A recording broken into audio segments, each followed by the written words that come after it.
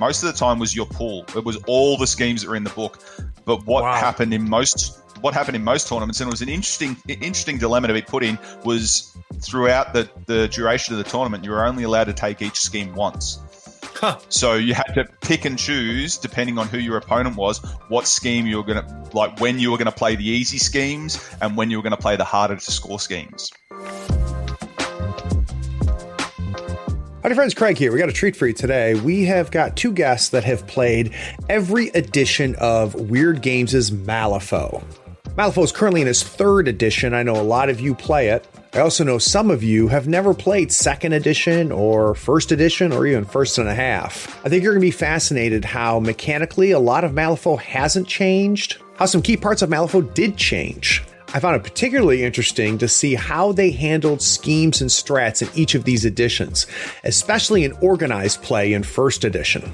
Sit back, let's blow the dust off the history of the mechanics of Malifaux. Enjoy. Playing a tabletop strategy game allows you to unplug and test your skills against friends. Every week, Third Floor Wars delivers useful strategies, discussions, battle reports, and reviews to tabletop games like Malifaux. If you want to get better at the games you already play, or discover the games other people are playing, you are in the right place. Craig and Ray welcome you to the Third Floor and the Tabletop Talk broadcast. Craig here on the Third Floor. My guests today are Andrew Lubich and Mark Williams. Today we're going to discuss the history of Malifaux, specifically the mechanics and how the mechanics have changed across all of the editions, from first to first and a half to second to now third edition. Now, Mark is a henchman out of Queensland, Australia. He's been playing Malifaux really since the very beginning. He just recently, while we're getting ready for the podcast, was showing me his shelves of beautifully painted models. It was like 5 shelves worth, which was impressive. So I thought Mark would be a perfect person to really kind of delve into this. So Mark, welcome to the Third Floor. Hey, Craig, good to be here. Shout out to the Third Floor Warriors. So, Mark, you're going to get the standard question, my friend. There was a day that you knew nothing about tabletop gaming, had never seen a miniature before. And then there was the day after. So how did you find out about tabletop gaming? Well, I actually had a mate at work who was very much into 40K, but back around sort of 4th ed, I got into 40K Warhammer, as most people did. Played for a good couple of years on that, all the way through 4th ed, through 5th ed. Started running some tournaments and was running tournaments in Australia that were focused around fun and, say drinking. In that, I had one that had a tournament called Stout Hammer. Nice. Which was focused very much around drinking and having fun with wargaming, as opposed to doing what people do, which is, net list and all that sort of stuff. Once 6th ed rolled around, I basically went, look, this is kind of not for me anymore. And a mate of mine introduced me to Malifaux, and I fell hard. I fell in love hard. And pretty much from then, it's been my only exclusive game, apart from when 3rd ed was in beta testing. I also started dipping my toes into the other side. Oh, nice. Now, I'd be curious, what was it in the jump from 5th to 6th that kind of turned you off? It just... Through 5th ed and into 6th ed, it just sort of started looking more and more. I just didn't like the feel of the game anymore. It was the usual, the hard push, and every new book had all the new shiny toys. If you couldn't do that, you couldn't play the game. And I just went, look, this is just not for me anymore. I got introduced to Malifaux and fell in love with it, really. Yeah, I would imagine the edition change kind of gave you a clean break, right? A nice place to kind of put the bookend on one game and start a new one. Oh, yeah, definitely did. And I went along to my first event with my first master was Lilith. I went along to my first event, which was it's part of a large convention in Australia that we have in January each year called CanCon. While I was there, because I'd been listening to the old what was it, the Ethervox podcast, I think it was. Nice. And they had Adrian Scott Rathnard from the forums, Professor Pink himself. And and he was doing some recording for Aethervox there. I actually bought my second crew, being a Ramos crew, off him after he absolutely spanked me with Zoraida. And yeah, then I just stepped on from there and moved my way through, and now I've got the collection where I'm only missing 4 or 5 of the Masters at the moment. Very, very cool. So Andrew is actually a local here in North Carolina. I've known Andrew, I mean, God, it's got to be 3-4 years now, easily, Andrew. Yep. Andrew has cheated on Malifaux. He has played Malifaux hardcore, then he vanishes from the scene, then he comes back, and then he vanishes again. So, Andrew, I don't think you've actually physically been up here on the 3rd floor, but I feel like spiritually you have. So welcome back to the 3rd floor. Well, it's great to be back, Craig. I've always loved the work that you guys do, listen to it when I can. So just really a pleasure. Well, I appreciate it, man. And I'm a big fan of your podcast, even though it's kind of dormant right now. It was called Spend Your Focus. You did it with a buddy of mine named Chris Blue. And I really hope that we can get you guys back on the mic again, because I miss it.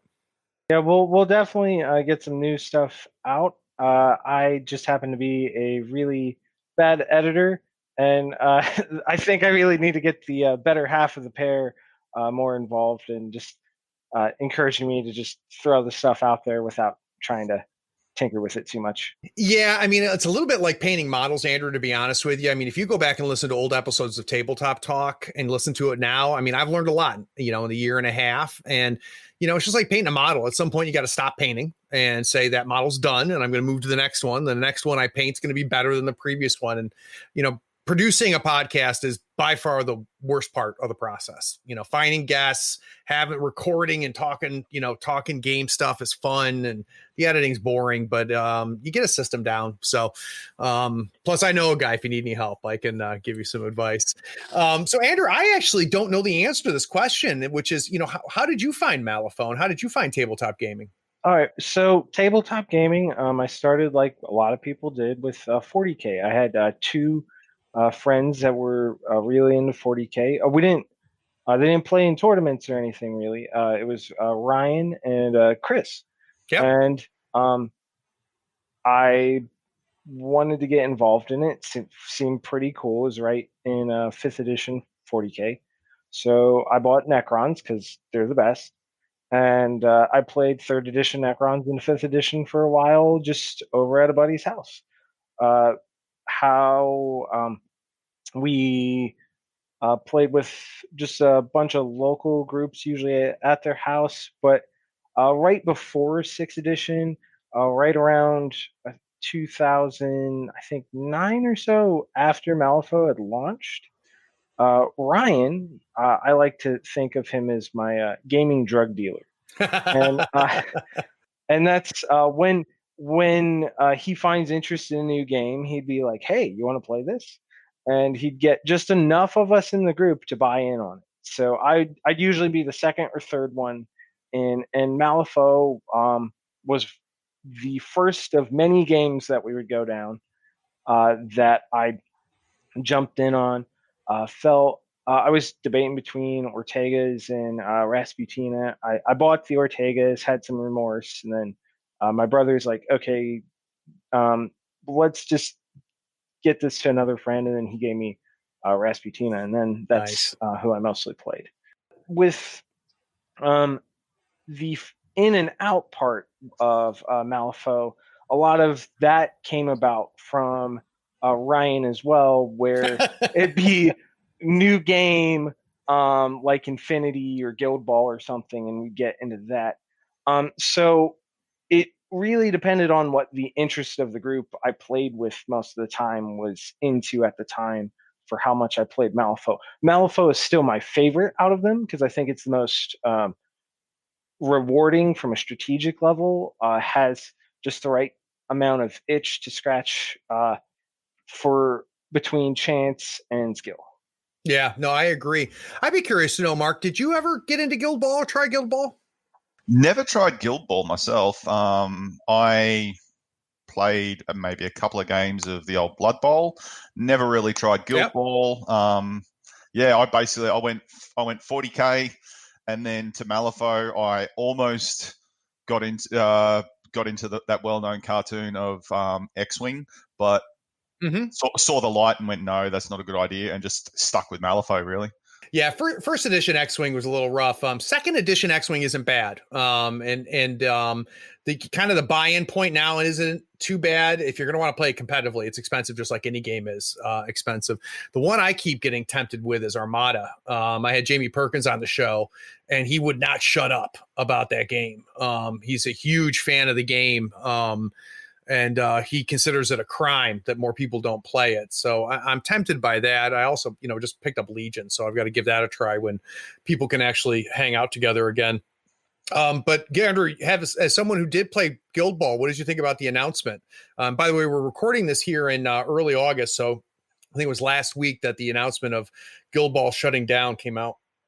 I thought, hey, this is a great time to pick up some stuff that I've been missing and get reacquainted with the game after a bit. I am glad that they said that they might revisit it to release the minor guilds, because I play all 3 of the guilds that they never released the minor guild for: Brewers, Masons, and Blacksmiths. So it was kind of like, oh, I'll never see that stuff just yet. So a little sad about it, though. Overall. Yeah, it's been interesting because one, I give them credit for saying, look, we're going to stop. I mean, that's a bold move as a company. You still have players. They could have, I think, drawn it out and just let it die on its own, and they didn't. So I admire them for that. A lot of the noise has been, that Steamforge was blaming the players and blaming the community and stuff like that. And I've gone back and read their announcement a couple times, and I must be reading a different announcement than other people are, or maybe I'm out of the loop and there's a context I'm not aware of. Because I didn't feel that they were blaming players at all. I think if anything, they were kind of blaming themselves for creating a game that, they couldn't design around anymore. But the reaction to it, I thought, was very, very, very interesting. And I've actually got another one of the designers for Guild Ball coming on the show here soon too.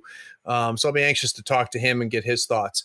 But we're not here as a Guild Ball podcast or a Guild Ball episode. So let's talk a little bit about Malifaux. So now most of the people listening here probably started in second edition. That's when I started, was early second edition. I actually was from Guild Ball. It was through Guild Ball that I found Malifaux. But there's 2 editions before that. You had first edition and then 1.5 that came out before second. I know some of you, third edition is really your first introduction, because from what I'm understanding and the people that I'm talking to, there's a lot of people that just knew about Malifaux, and it was not until third that they actually gave it a try. So what we're going to do is we're going to talk to Mark and Andrew, who have played all of the editions, and I want to kind of learn about their thoughts on the progression from where it started at the very, very beginning, all the way up to where they think it is now. And specifically, I want to focus mostly on the mechanical changes. How different is first edition from third edition, and what were the stepping stones that led us from the first to the second? So we'll take a quick break, and we'll come back and we'll talk about first edition Malifaux. We'll be right back.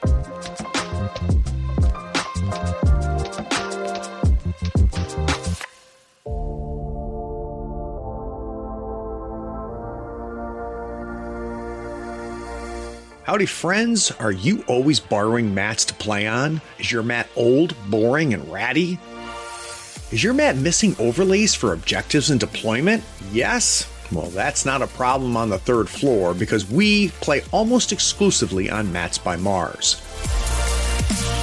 Their mats are glare-free, scratch-resistant, waterproof, wet erase marker compatible, and lighter than neoprene. Tons of professional and detailed designs are available with free overlays. Their mats are the best in the business. Support us and get a 10% discount on your next order. Use our promo code in the show notes for a 10% discount on your entire order. When you order, ask for the third floor logo to be put on the mat for free. That makes the best mats in the business a little bit better. Do not forget to use our promo code to get that 10% discount. All the details are in the show notes. Floorheads play their games on Mats by Mars.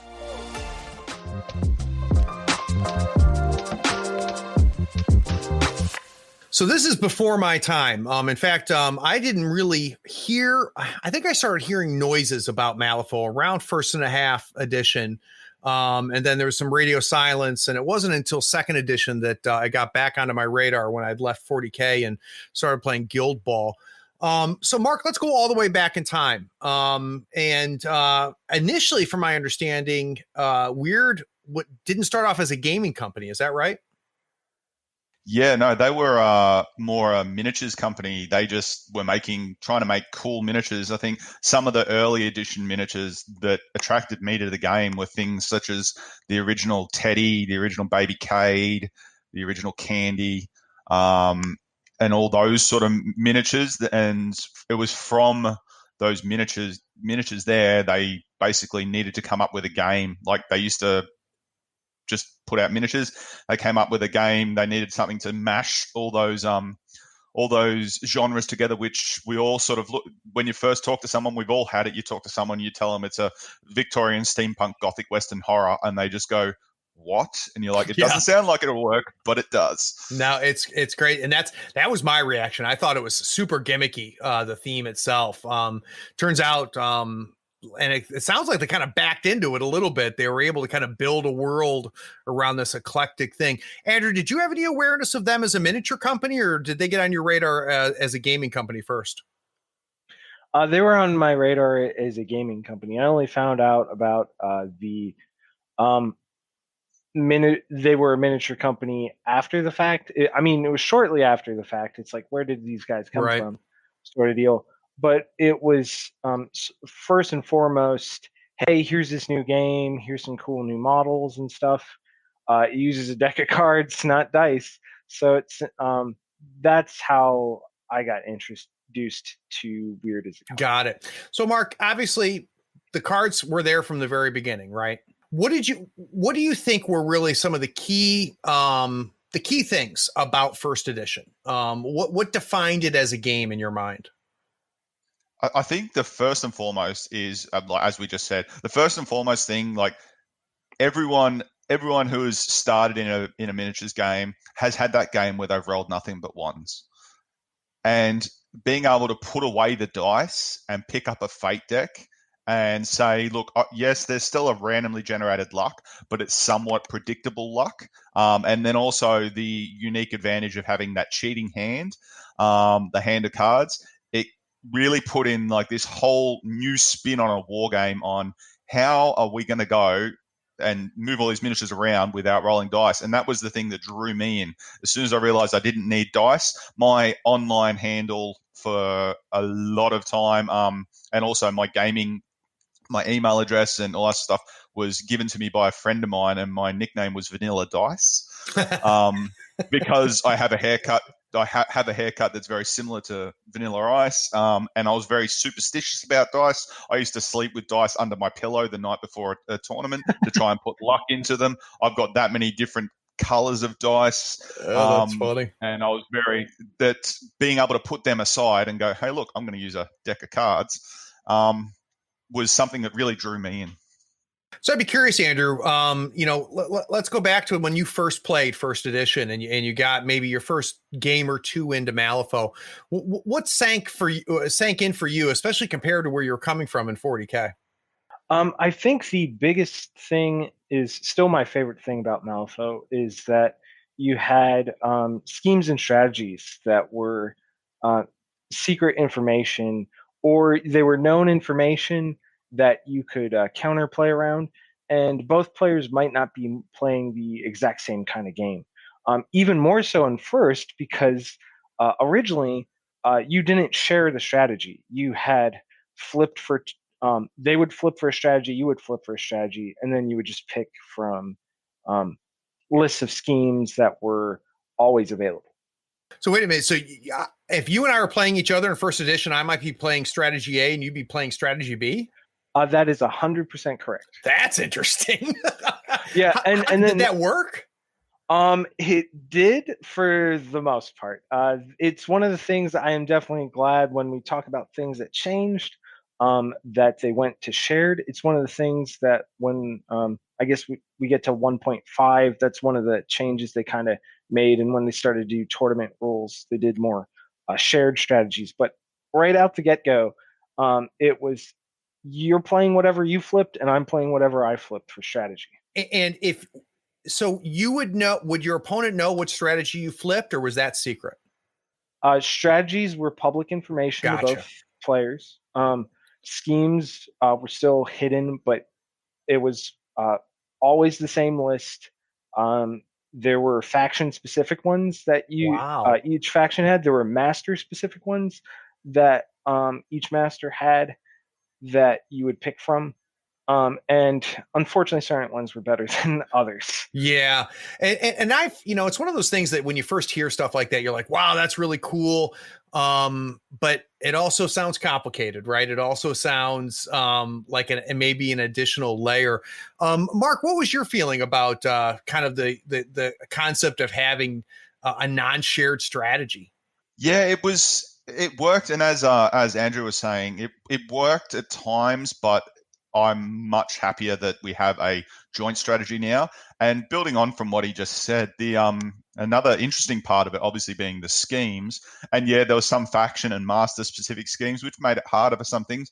But a lot of the schemes, like when they went into second ed, they changed it. But in first ed, there was actually, when you pick schemes, a lot of them had essentially an extra point if you announced it at the start of the game.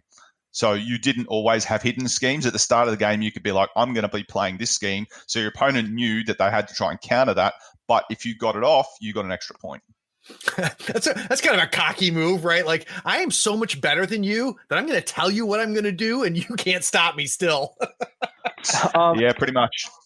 Unfortunately, in some of those cases, with certain combinations, it was exactly that. You just couldn't stop it. I think the biggest scheme that I always kind of had some beef with was bodyguard on your master. There was just certain leaders with an ability called slow to die that just made them pretty much unkillable. I'm really glad slow to die is not in the game anymore, as well as just 1 AP for the healing flip on Soulstone.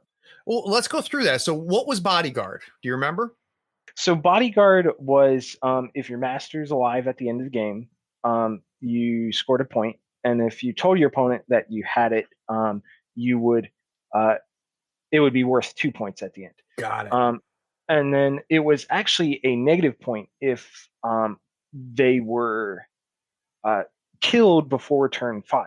So you would be playing down in the hole. So it could be detrimental to you if you had it and didn't have it. But for somebody like Colette, who had slow to die and really good defensive abilities, no change there from additions.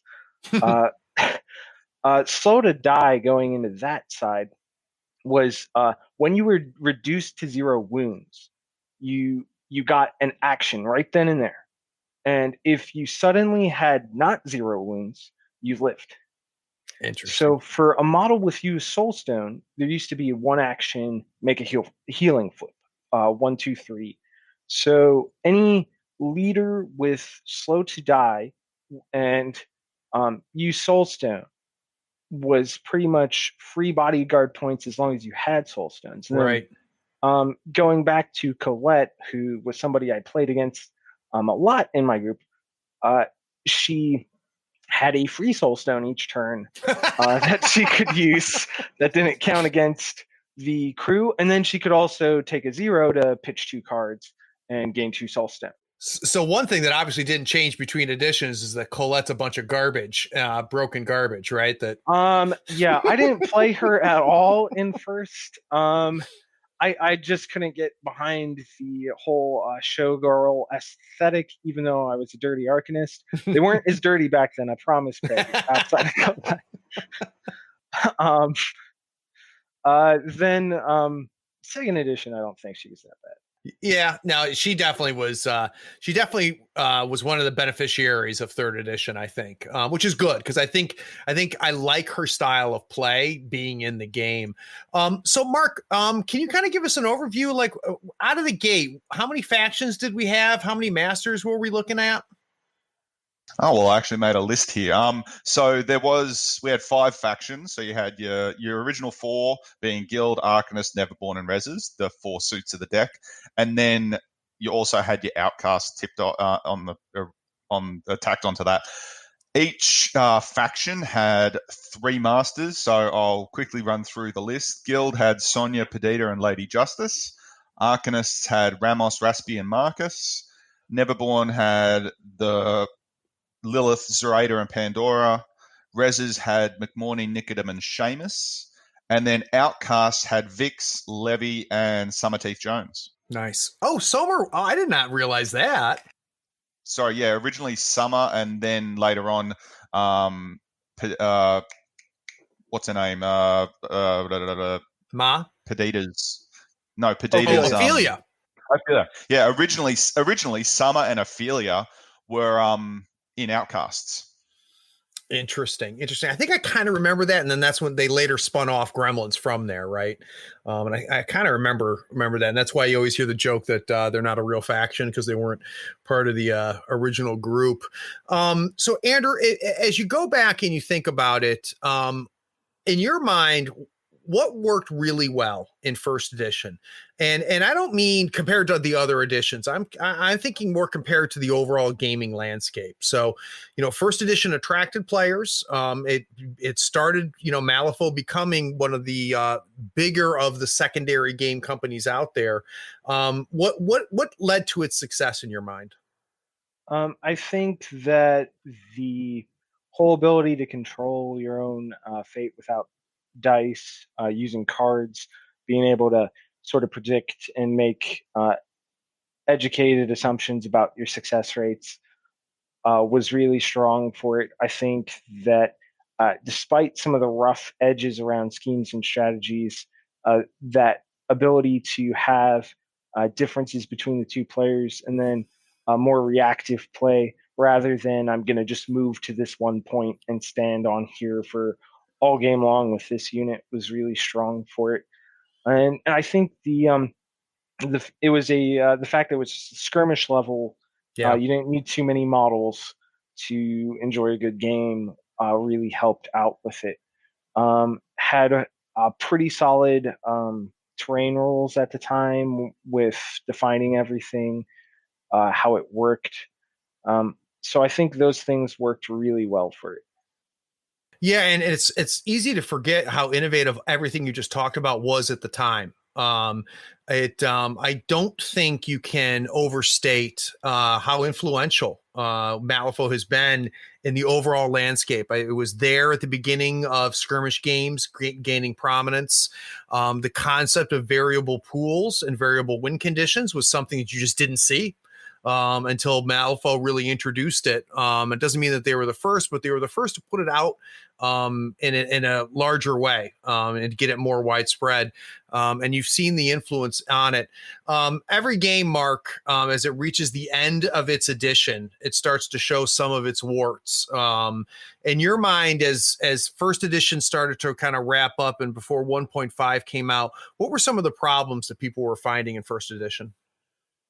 Well, in first edition, there was the usual thing of some masters were starting at a little bit there was a little bit of power creep with some masters. I mean, there was the main ones I can remember. And point to note is like 1.5 itself wasn't so much really an addition as it was essentially an errata of the rules. And it basically took this, correct me if I'm wrong, Andrew, the second book and the first book and basically put them together, and it added in like the schemes because the second book brought out an extra master for each faction.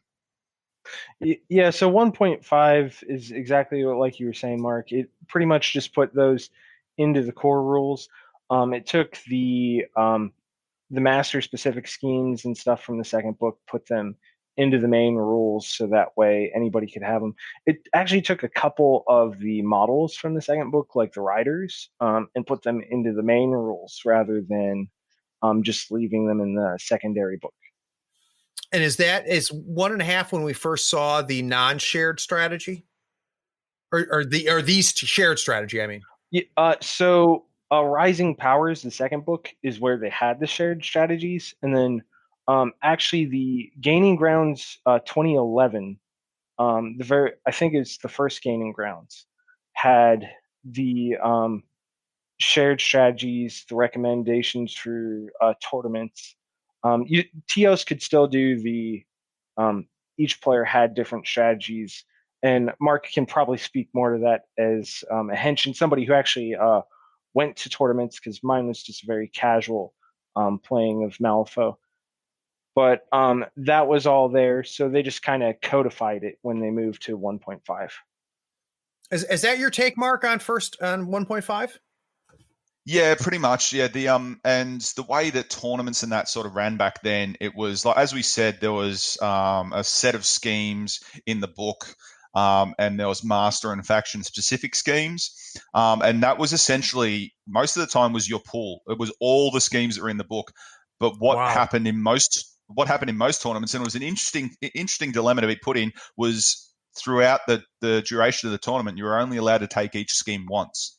Huh. So you had to pick and choose, depending on who your opponent was, what scheme you were going to, like when you were going to play the easy schemes and when you were going to play the harder to score schemes.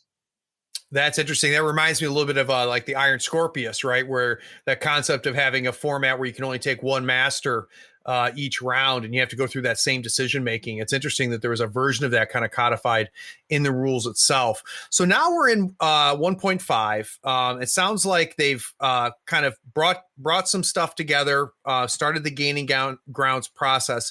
Is there anything in your mind, Andrew, that truly defined 1.5 beyond that, or does that pretty much sum it up? So for 1.5, I think it really is the fact that they started to move more towards a shared strategy than individual strategies. I do think that there was one really big errata event that occurred for a few masters, namely Hamlin and Dreamer got hit pretty hard because they had some really disgusting stuff that put whatever we had known now absolutely to shame. Like a Dreamer could get in your deployment zone, and then you activate a model, and then it just dies, and it becomes an ALP. That seems good. Yeah, it was really good.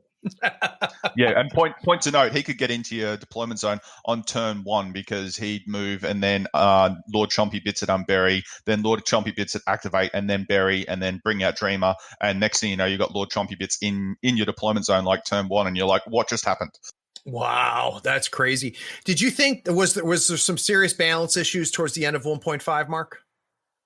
Yeah, there was. I think the main culprits on the more powerful masters at the time were Hamlin, definitely, with his rat engine that was like infinite rats. Oh. And also there was Pandora, who literally through pushes from people failing willpower drills, she could do laps of the table easily. Interesting.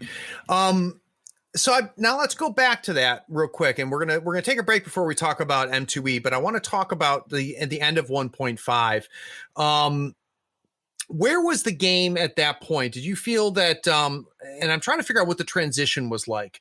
Did Wyrd say, "Look, we've got a new edition coming out"? At what point did you guys know that the Wyrd was going to change the game?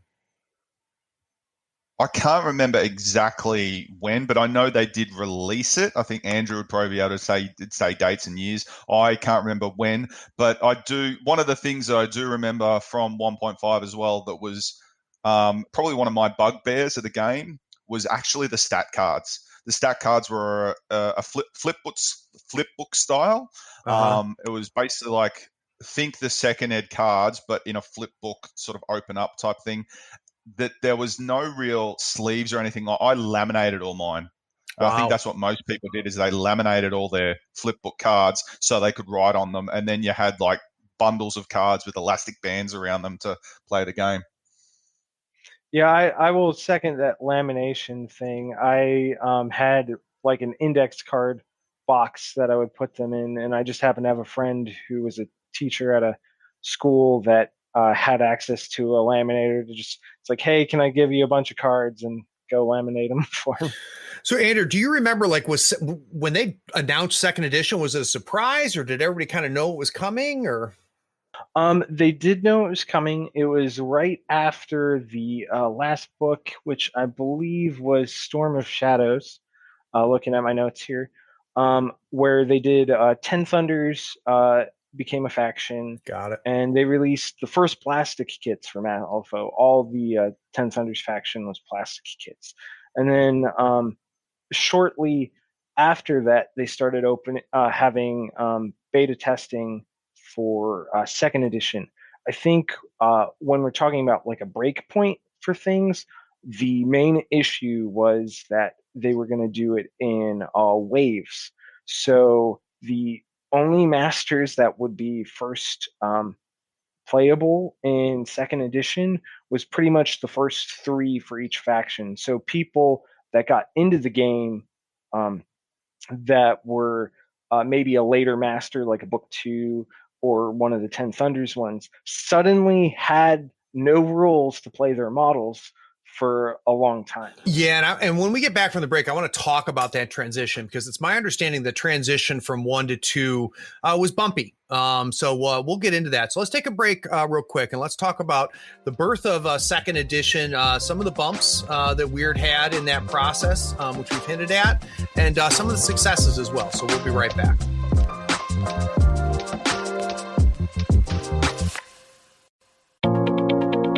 Howdy friends, Craig here. Nothing makes Malifaux easier than having the right tools. Here at the third floor, we love all the licensed Malifaux goodies from Custom Meeple. Not only are they helping support this podcast, they sell custom-made Wyrd licensed tokens and terrain.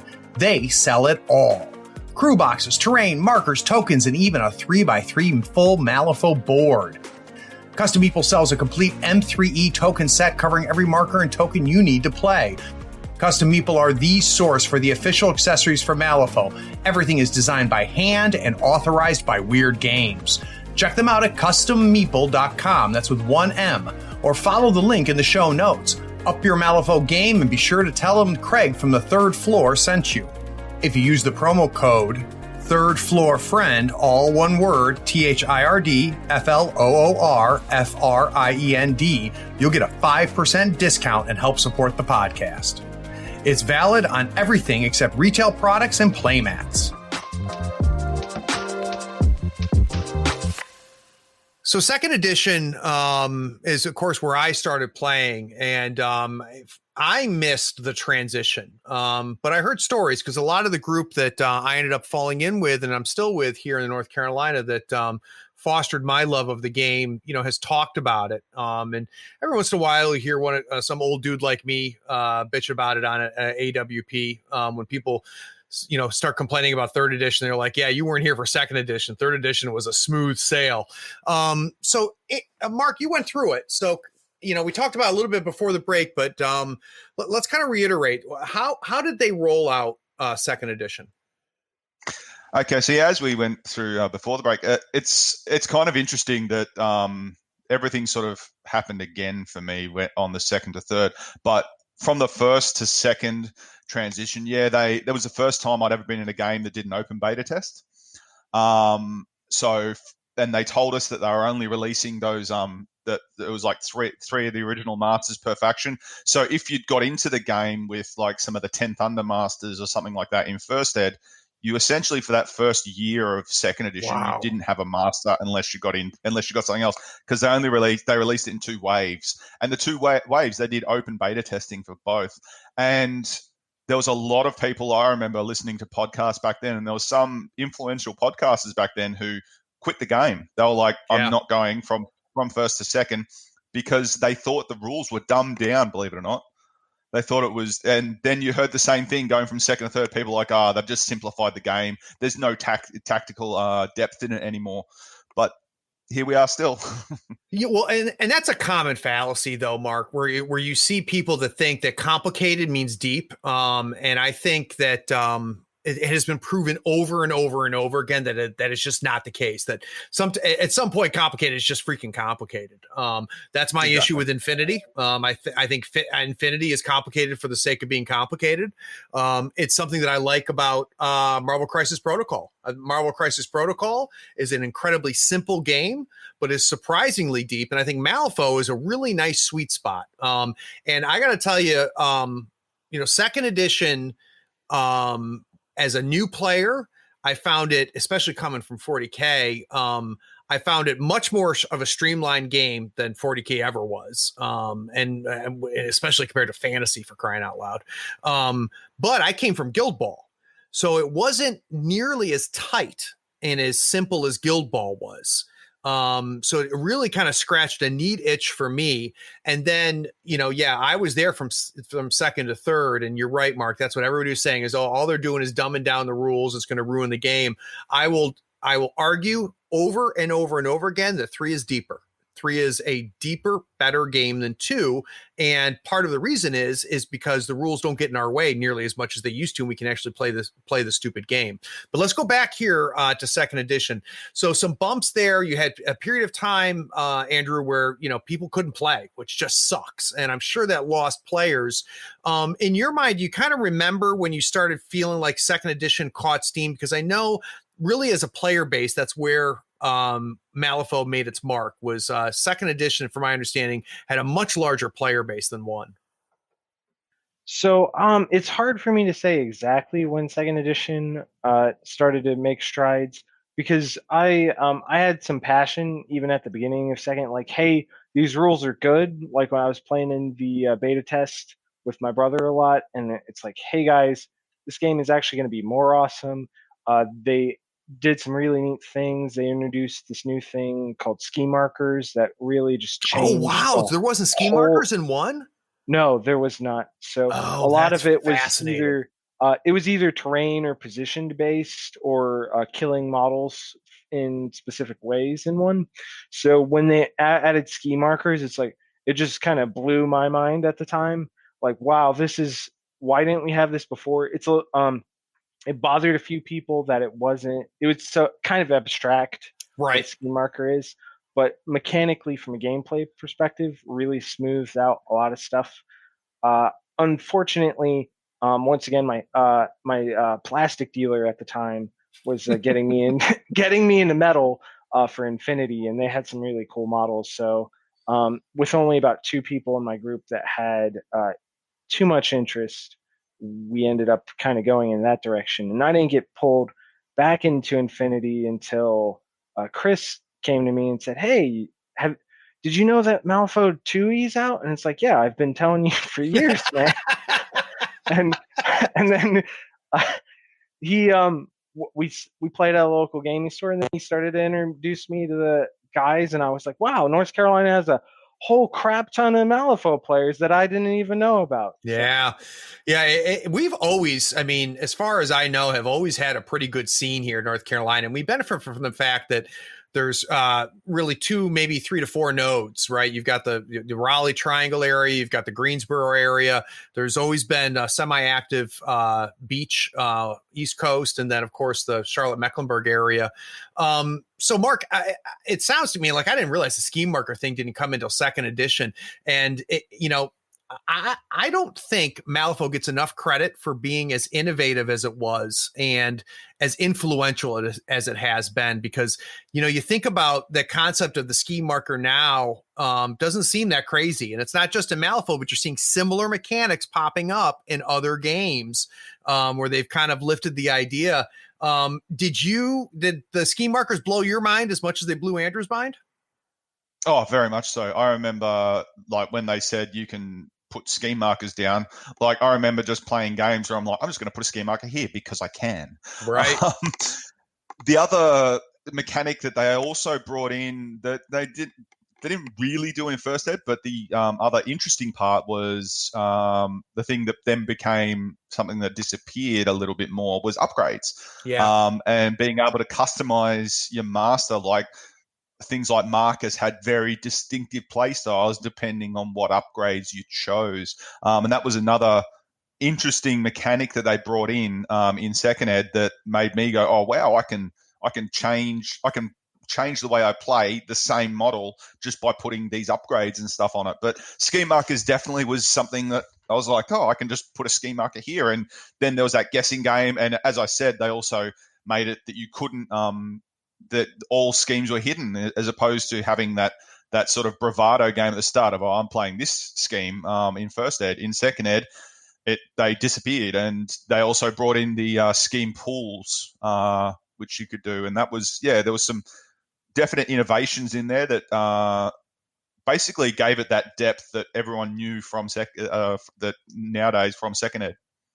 Yeah, and for those of you that have never played second edition, the way that, you have upgrades, of course, in third, but they're very different. So back then in second edition, each master had a pool of upgrades that they could bring in, and they would pay for them, and they would add them, to the master, and it would extend it out. And it's my understanding, Andrew, that really what they did in a lot of ways is they took stuff off the base card of the master in first edition and kind of spun it off into upgrades into second edition, simplifying the kind of the base master card.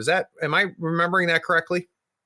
Yeah. So in first edition, because they were basically tarot sized, folded in half with just walls of text, they just moved a lot of that text to upgrades. So if you didn't necessarily want that ability or didn't think it was necessarily useful, you didn't have to have it. Or if you wanted to specialize into specific abilities or play in different ways, like Mark was saying, you could do that as well and get entirely different experiences with the same models. So Mark, as you now imagine yourself back knee deep into second edition. Was there anything that you missed from first edition? Was there something that you thought was good about first edition that you lost, or something that maybe, just nostalgically you just thought was really kind of cool maybe about first edition that you really missed as you were playing second? It was actually some of the strategies I remember from first ed. And also it was good to see, like in first ed it happened, but things like Hamlin and Masaki and Jackdaw used to be minions in first ed. Oh wow! And seeing them push their way through. I remember back in first ed, if you took Jackdaw, he was immune to a whole heap of stuff. He only had, and he had no wounds. As long as you had cards in hand, you could discard a card from an attack to essentially negate the attack. And he was actually a strategy himself in that. If you kept Jackdaw alive in first ed, you scored an extra VP on top of your normal VP. But if your opponent killed him, they scored a VP. Interesting. But yeah, it was some of the strats being that they brought back in later on in the Gaining Grounds was like supply wagons. And also there was one called Treasure Hunt where you had to run to the center of the board, pick up a treasure token, and bring it back to your deployment zone. Oh, that's interesting. Almost like a pseudo center capture the flag type deal. Yeah, kind of. Yeah. Yeah, interesting. So, Mark, while you're now knee deep in second edition, what didn't you miss? What did you end up falling in love with in second edition? I fell in love with the triggers being baked into all the attacks. What used to happen in first ed was you'd have a combat value or a cast value and all that sort of stuff on your card, and then there was essentially just a section on the card called triggers, and they either went off combat or casting or whatever. And then you also had a section for spells. Jesus! And the triggers were. The triggers were essentially universal to whatever attack, whether it be combat or casting that you were using. And then when they put those triggers specific to every attack, and every attack had a different value on all the actions that you could take, that was that was something that I actually really was quite happy for. And also the layout of the cards from the old, as Andrew said, folded tarot to the nice, essentially normal card size was, and the simplification in it, but it still had that depth, was something that made me go, that was awesome. How about for you, Andrew? What Chris brings you back into second edition. You finally find some people to play. Was there anything you missed, and what did you love? Missed from second or missed from first? Missed from first. So as you were playing second. Okay, so I missed one thing that was also I didn't miss at the same time was how swingy soulstones were, because when you used it to add a card, when you used it for the extra card in second, it's you add a plus flip and you choose. In first, it is you add the card. So if it would be like I flip 12, 13, defend against 30. Oh, geez. And it was better for masters in the sense that if they flip Black Joker, you could still add a card to the Joker and not be entirely screwed by it. So that was true of positive flips. Was that true of cheating as well? So cheating was an additive action versus a replace action? No, it actually was just the use Soulstone was add a card. So anything that had use Soulstone could add a card in first edition.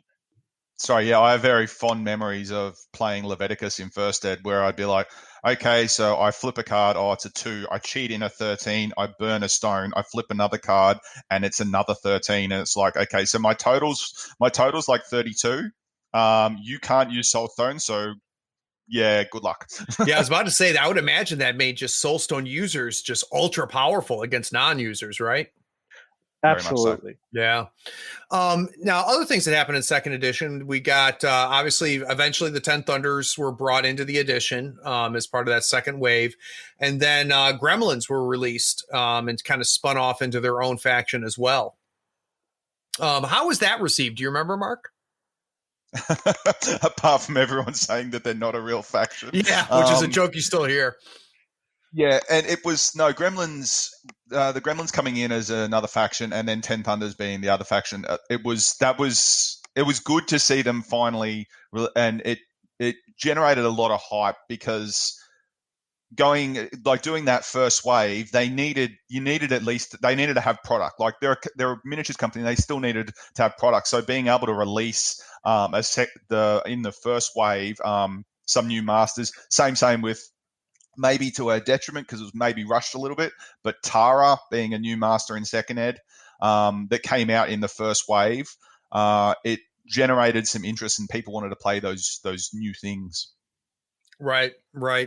So Andrew, as we got towards the end of second edition, what did you think were some of the warts that we saw? What were some of the things that kind of showed second edition might needed some more than just an errata?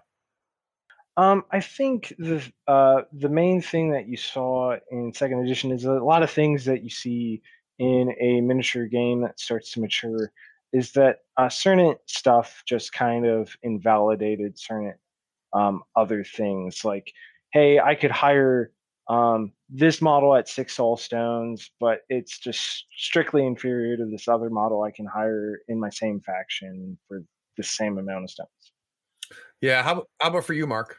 Did you feel the same way? Yeah, very much so. It was starting to get a bit of model bloat, a little bit of power creep. I mean, you can go to the board. Yeah, I'm playing Reses. Yeah, hi, I'm playing Sandeep. Oh, I mean Arcanists. Right. There was those things. Another interesting mechanic or part that was actually added in second edition was the introduction of an enforcer status.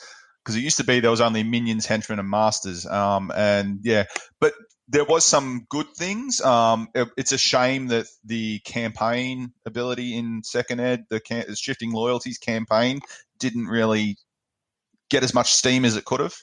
Yeah, let's talk about that real quick, Mark. So, what was shifting loyalties, and what was the campaign mode? So the campaign mode essentially had it was a way to essentially do a slow grow league, for want of a better term, or a campaign story-driven narrative. It had a whole heap of cards. Like there was a massive deck, the Shifting Loyalties deck, and it was also the way that you could use the avatars, which was a handful of models they had from first edition that were back in first edition. It was essentially I think from the story, it was when the red cage came down in Kythera. It basically avatared everyone up, and like Ramos became like a spider, and Perdita for some reason was riding like a chimera lion thing. And yeah, it was a way to bring those models that people still have to this day that we can now use counts as emissaries in third ed. But it was a way to try and bring those models back without actually bringing avatars back into the game.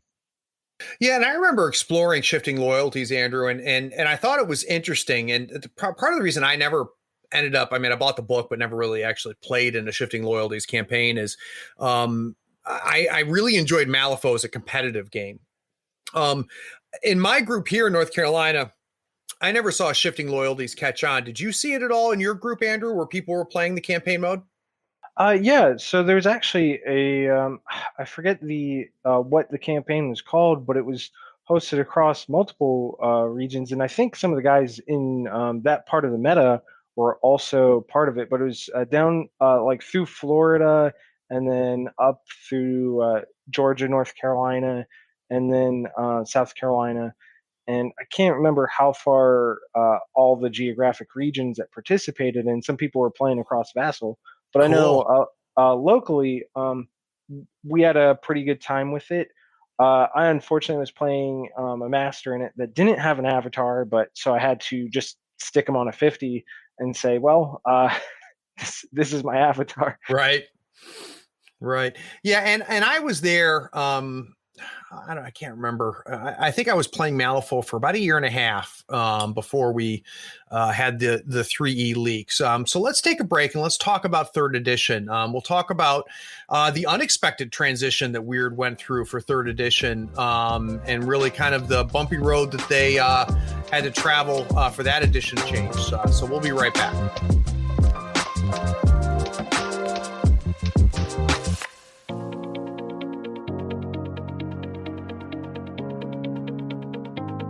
DZ Learguard here, creator of the M3E Crew Builder app, and I'm a patron of Third Floor Wars because supporting great content creators like them is one of the best ways to help grow this game. So to join me and the other floor heads, go to patreon.com and search for Third Floor Wars, and we will see you there.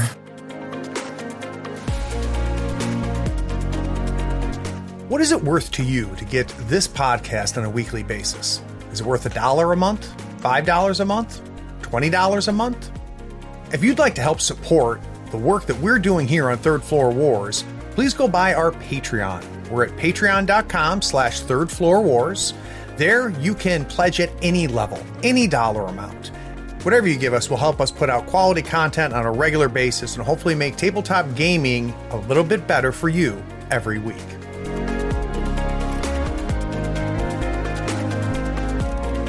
Hey, need to do some shout outs for some of our patrons. First off, a big thanks to our newest patrons, Nicholas Prinzing, Dearth8952, Sven, and Mike Schmidt. Extra special shout out to our largest patrons, Nick Westbrook, Craig Chuba, Kevin Smith, Stephen Morris, Sam Newman, James Hahn, Ambrose Ingram, Jeremy Peace, Corin Soles. Because of the 9 of you, we're able to put out as much quality content as we can on a real regular basis. We appreciate it.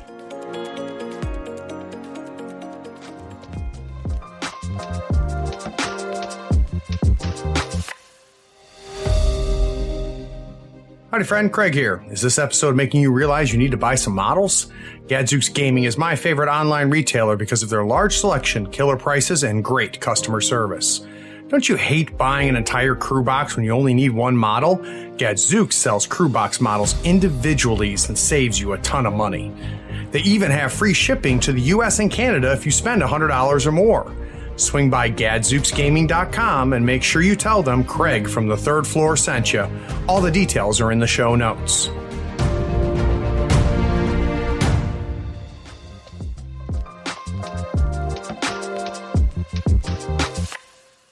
So I'll never forget, I had just finished a tournament. It was at Atomic Empire over in Durham, North Carolina. And I remember going out to my car and getting a text message from somebody in the DC meta who I was in close contact with. And it was a link. And I clicked the link and it took me to a website on Wyrd's domain that had everything about third edition. So told about the masters, some of the changes that were coming and things like that. And I texted back, I'm like, when did this get announced? And the person that sent it to me says it hasn't been. So evidently what apparently had happened is inadvertently Wyrd had been working on the third edition for getting ready for the Gen Con announcement, I believe is what had happened. And they'd start building some of the web pages. And it had been made public, and apparently somebody was scraping for information and came across the unlinked but public pages. As soon as Wyrd figured out that people were going to this page and finding this page, they locked it up and brought it down. But at that point, the cat was out of the bag. And I don't know, Andrew, I don't know if you remember, I think it was maybe a week where Wyrd kind of didn't acknowledge what had happened. And then eventually they kind of said, do you remember how that happened? Yeah, it was a really bad PR time for Wyrd, where they were kind of just trying to pretend it didn't exist. I think that was because it was before Gen Con, and they were trying to also promote some new stuff for second edition that we would later find out would not be in the same factions they were advertised for in third edition.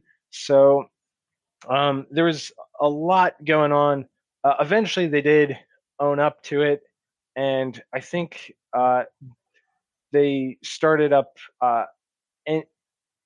sending out information for playtesting and getting in as part of it, because they knew they couldn't control or what information was already out there. So they figured might as well start getting people to help make this thing ready to launch. Yeah, they couldn't unscramble that egg. And Mark, I don't know how things went down there too, but another kind of casualty of this was the other side, because what ended up happening at the same time is this kind of cast a shadow, I think, on other side, and kind of the rollout of the other side, coupled with some of the issues that I think that we're having on the delivery of the Kickstarter itself.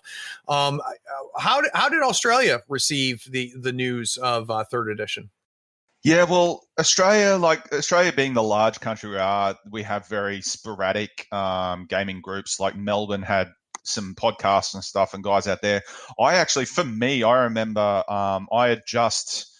the other side had just, the Kickstarter had just been funded, the models had just been sent out, and I was at my local game store. I'd just become a henchman as well. And I was starting to develop some hype for the other side. I think I ended up with like 6 players. And one of my good buddies, Carl, he came to me and he's like, "Oh, did you see the thing about third ed?" And me being the henchman, I was like, "Well, I haven't heard anything about it, so I don't expect." I actually didn't think it was real. I was like, "Nah, someone's pulling our leg here." And we were playing the other side at the time, and yeah, and he's like, and he's talking to me about it, and I'm like, "Oh, I don't know anything about it, mate." And being a henchman, I've got access to the henchman forums. If I don't know about it, then it could be a prank. And then obviously, like, I think it was a week or so later, the third edition beta, and I didn't even buy into the beta, mainly because I was pretty sold on the other side at that time, and I was trying to generate a bit of a community for that. But it was unfortunately a bit of a casualty, especially for what is, I think, another excellent game. Yeah, it is a good game. It is a good game, and this wasn't the only thing that I think hampered the other side from catching on. There's a lot of other things, but we could do a whole podcast on that. Another thing that hurt is that it was very hard to keep people excited about playing second edition when they knew third edition was coming. A lot of people were play testing it at the time, and we went through a bit of a dry spell, close to a year in that transition, where second edition was still the edition, third edition was being play tested, and a lot of scenes died. A lot of podcasts disappeared. A lot of metas died. We were lucky here in the Raleigh, North Carolina area that, we kind of kept playing. A lot of people were really excited and getting excited about third edition, but I know across the world, the player base took a hit. Andrew, what happened to the Malifaux community in your area as far as your meta is concerned in that desert period? So what happened was we all are on the same Facebook chat together. I just got everybody into third edition beta. I was like, you guys are going to fill these NDAs out, and if we're not interested in second, we know what's coming around. Let's make this the best it can be. So I just kind of pulled everybody into that. I might be not remembering it quite entirely right. Chris Blue probably helped me out with getting everybody in on it, but we pretty much had games every week like we always did. We just were having to print out cards and say, oh no, change this week from last week. Yeah, open beta tests and closed beta tests are tough because things by design are changing, and they're changing frequently. When did you, Mark, first play third edition? I did play a couple of games in the open beta test, I think, because we were playing Malifaux at the time. I think I played 1 or 2 beta test games of third ed, but then I basically said, I said to mates, look, I did the open beta for wave 1 and wave 2 of second ed. I just didn't have the time, energy, and also being in the military, I actually ended up going overseas to really play it much of the beta test. So instead, I was playing the other side. But then actually, now that I think about it, that's not entirely correct. But while I was overseas, I had a Wi-Fi connection. I had my computer with me, and I was actually playing some of the beta test with some of the guys when the final rules were done, but they were still in beta format.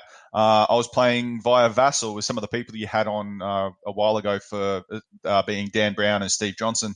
I was playing via Vassal while I was sitting in the Middle East somewhere. It's amazing. I was playing Vassal games with them. It was and it was a good time. Very, very cool. So, Andrew, once third edition gets released, and I was one of the first fanboys that said, I think I had 2 games of third, and I just knew immediately that this was a better game. This was a better game than second, and it was good that we went through the rocky road.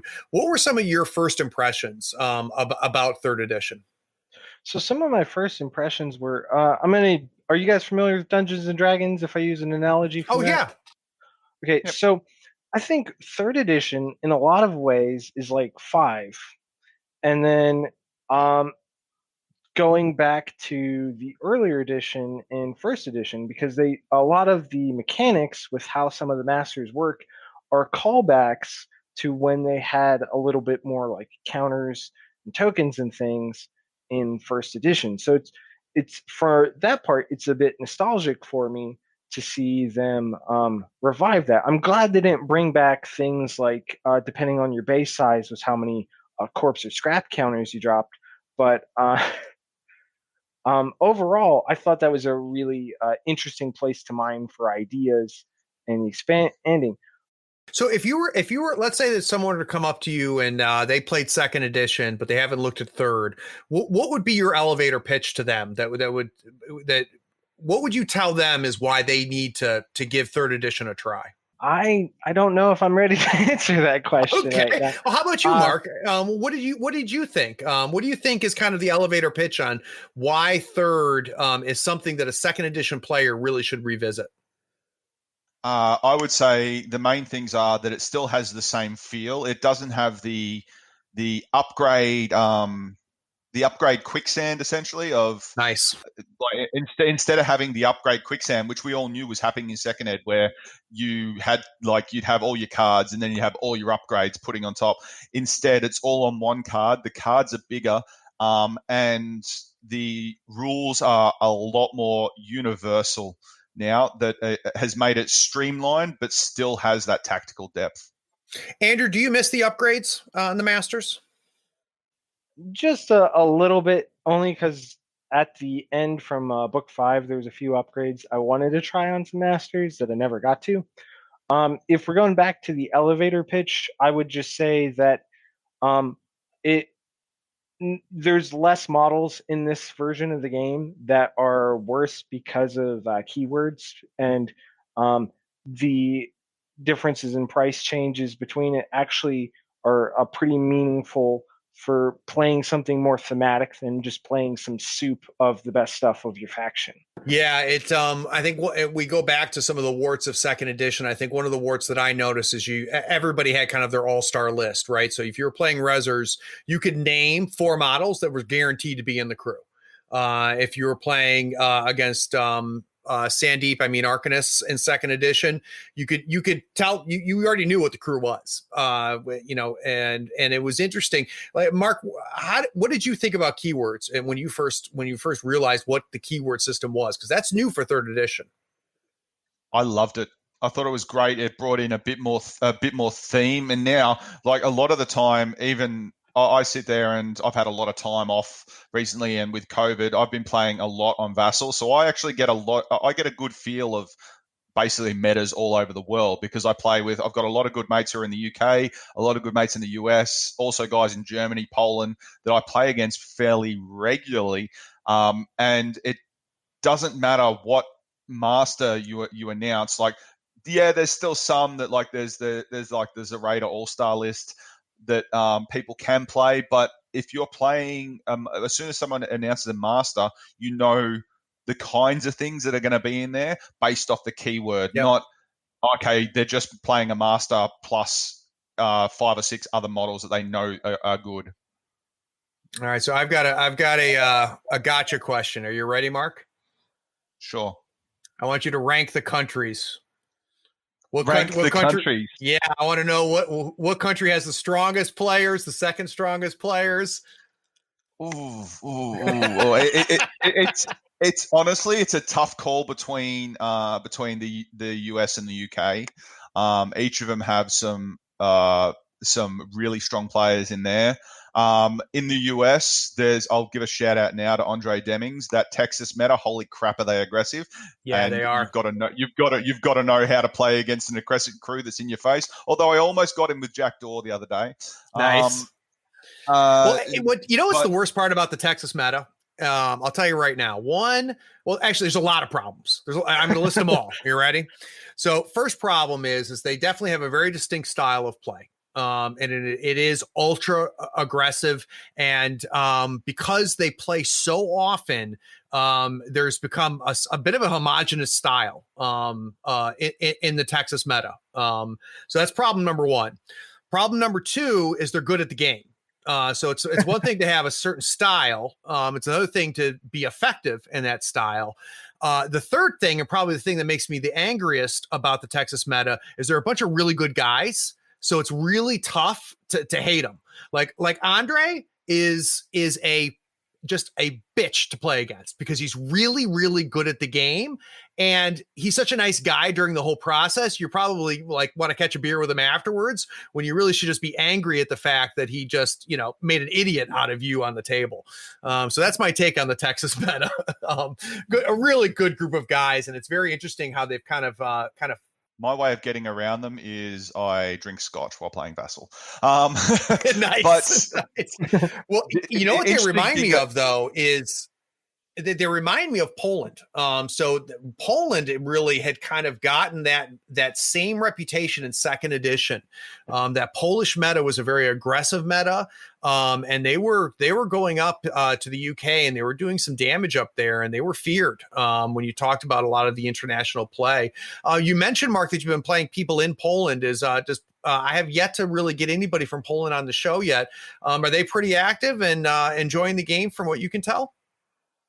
They seem to be. Poland, and also I'd say, just to add on, the Texas meta remind me also of, from second ed, the Flippin' Weirds. They had a same notoriety for they play against each other 2-3 times a week, and because they're all good, they have to get better to be able to play the game. And it happens everywhere, and that's like now I play against, because I play across the world. I now play with my mates, and a lot of the time they're like, "Oh, how do we do this?" And the only problem that I have is that it's now come down to me when I log on to Vassal and I'm going to play someone. I'm like, okay, pick a number between 1 and 8. And they pick that number, and that's the faction I go with. I'm like, cool, what am I going to try this time? Nice. Yeah. No, that's something you talk about the UK. I can say a lot of the same things about the Flippin' Weirds, a bunch of really good guys that are also really good at the game. One of the nicest people in Malifaux, James Doxey, incredibly effective player, and one of the nicest people you'll meet. I need to find somebody who's good at the game who's a jerk. So basically, we need to get the guys in DC playing again, because all of them were really good at the game and they were jerks at the same time too. I hear Jamie Varney's actually a bit of a jerk. I've heard that, but I've yet to encounter it. From my understanding, there's if you take out his master by turn 2, he's a jerk, but otherwise he's super nice if he's winning. That's what I hear. Everyone's nice if they're winning. That's right. So Andrew, as we kind of wrap things up, what is your overall feeling now that we're in 3rd edition? We've got a good year and a half of playing 3rd edition under our belts. We're starting to get our reps in. How are you feeling about the game right now? I'm feeling as a game, it is excellent. I'm really excited to see what the League of Explorers brings as the extra new faction. Got to get that Malosaurus Rex at some point. And but I think the biggest issue right now is still overcoming that kind of global pandemic that we're sort of in at the moment. And because you lose some of the magic of playing a game when you have to do it remotely. I miss the monthly tournaments here in North Carolina. I miss hopping in the car and driving 2 hours down to Charlotte or 2 hours out to the beach, and having big tournaments at Atomic Empire and Durham, and having everybody in North Carolina make the trip up and having 20-25 people playing in a 3-rounder. I do miss that a lot. How about you, Mark? What are your feelings about where we are right now? I think 3rd Ed it's in a really good state. That keyword system is promoting a lot of theme in the way people play things. I hosted essentially a garage foe a couple of weeks ago because our COVID restrictions. I'm in Queensland and Australia. Our COVID restrictions are actually have eased quite a lot. That's great. So I can host. I've got enough terrain and stuff to host 3-4 tables at my place. I ran a tournament last year for 3rd Ed, and everyone who went past, they were like, oh, it was part of a bigger Defense Force convention, and everyone was like, oh, this is Malifaux 3rd Ed. Oh, that's what the cards look like. Oh, that's actually really good. Nice. And I think there is good things to come. We just have to sort of wait and see what's going to happen. There's also, in case you didn't know, they're revising the henchman program within Wyrd. They've basically taken away what the henchman program was. They're revisiting it, and I think hopefully that will breathe some new life into the game, along with everything they announced from Gen Con with the other side and new models that will be adaptable to 3rd Ed and the Explorer Society to come.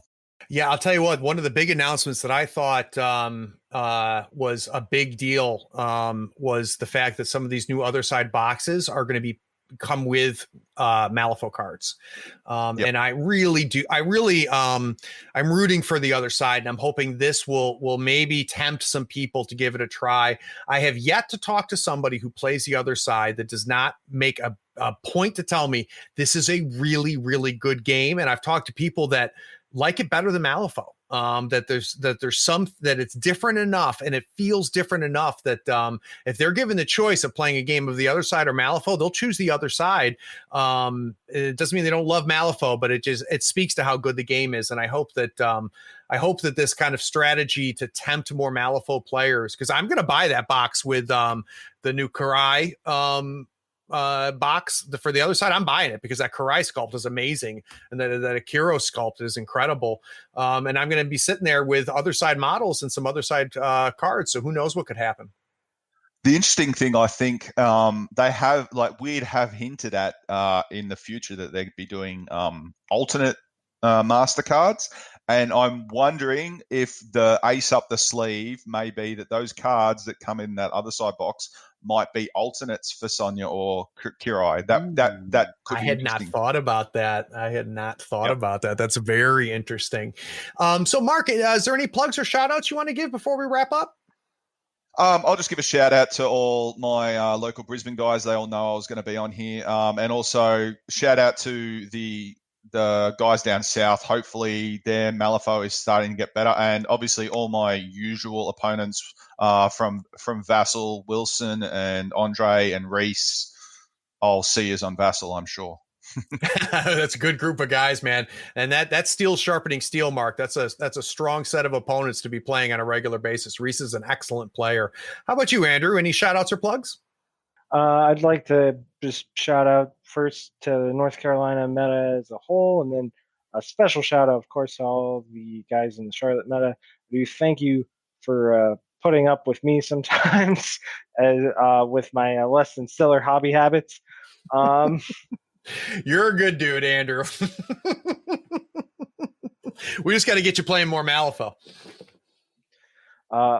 And, of course, I'm going to throw one extra special shout out to the miniature model dealer that helped get me into this game in the first place. That's fun. We like to call it plastic crack dealers. Yeah. Well, everyone's got metal one at the time, so I guess he's... Before we wrap up, though, just real quick, Andrew, have you explored that new edition of Infinity I keep hearing about? So for Infinity, second into third, I kind of avoided that most entirely, mostly because I would remember stuff from second edition that was entirely wrong in third.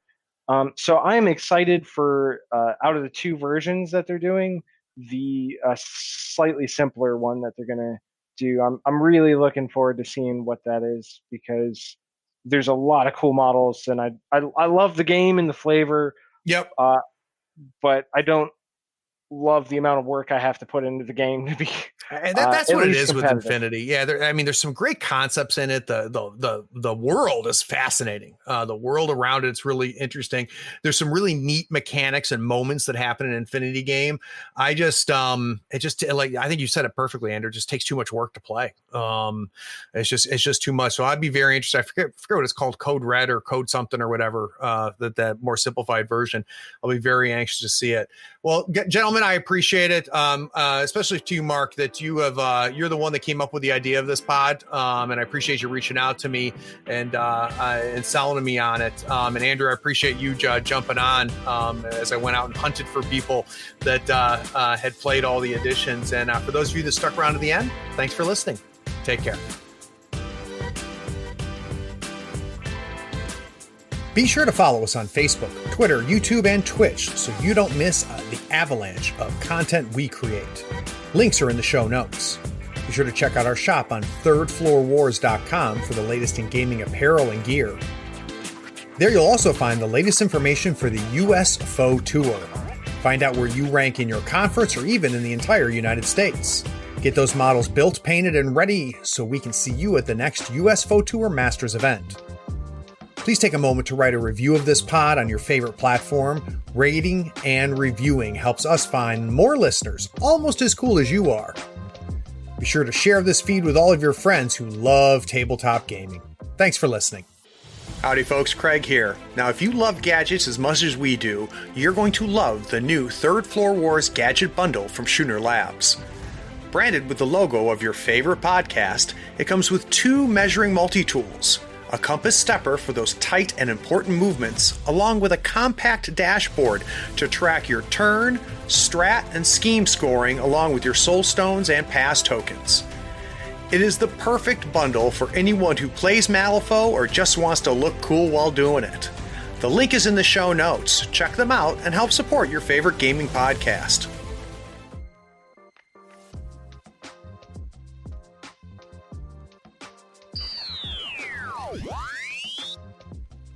All right, we're doing good, guys. We're right at an hour. We'll finish up on third. This will be good. Yeah, that was that was actually a pretty smooth sort of thing, moving its way through. That was good. Yep. No, we're doing exactly what I wanted to do, is just kind of give people a feel of the evolution. So this is good. I'll bring us back, and I'm going to kind of start off with the leak, and then Andrew, I'll probably start with you as far as what your feelings were when you kind of heard what was happening. Does that sound good? Sure thing. All right. Well, we just lost a break, which is good. It was just too smooth. Yeah. It was a smooth transition, so it worked perfect. Yeah, I think it was a good point that 1.5 wasn't. It was more. It was really more like an errata. Yeah. And coming together and clean up of the rules. The one thing we didn't touch on is we didn't cover avatars from First Ed. Oh, let's bring them up in 2, and we give a throwback that there was something that came over from 1. So we can bring that up. Go ahead. They didn't come out in 2. Right, they came out in 1, right? Yeah. But wasn't there a big change in them in 2, or 2? They were upgrades for the campaign. Got it. So you could use them for models and stuff, and the campaign's pretty fun. Having gone through, I think it was the Grand. I don't remember the second G what it was called, but shifting loyalties. Yeah. So that's the first time they introduced the campaign rules. That'll give us a chance to talk about the avatars, and then we can throw back to what they were in first. So it'll be easy for us to bring that up. One other thing I just wanted to let you know, Craig, it probably won't have a good space on the show, but alpha striking was a lot more prevalent in first edition. I won't worry about that. Doesn't surprise me. That's almost every first edition of a game turns into an alpha strike game anyway. All right, so I'll bring us back. All right, that was good, gentlemen. All right. So this is, I should know this and I don't. First edition wasn't a Kickstarter or anything like that, right? It was just a standard release. No. One of the notes I've got here is Wyrd itself. They were a miniature company just making random miniatures, and then they needed a way to. They sort of went, oh look, we make a game out of this, and that's how Malifaux kind of developed. Was the miniatures first, and then the game sort of released, and Gotcha. That's kind of what I understood. All right, I might start with you, Mark, and then we'll bounce to you, Andrew. Does that sound good? Sure. Sounds good. I was just going to add Wyrd Miniatures is like a hole on their site. Originally started as like a hobby painting site where they would do contests and things. Oh, very interesting. And then it released, I want to say, Gen Con 2009. It's in the first Wyrd Chronicles. Excellent. All right, I'll bring us back. Craig here on the 3rd floor. My guests today are Andrew. Oh, Andrew, I don't know how to pronounce your last name. Oh, it's Lubich. Just pretend it was Lubich. H is a K. Yeah, I thought it was Lubich, but right, if I was going to mess it up, I'd mess it up then. No, right, let's try it again. Ready? Craig here on the 3rd floor. My guest. And today we're going to discuss the history of tabletop gaming Malifaux. God, I fucked that up.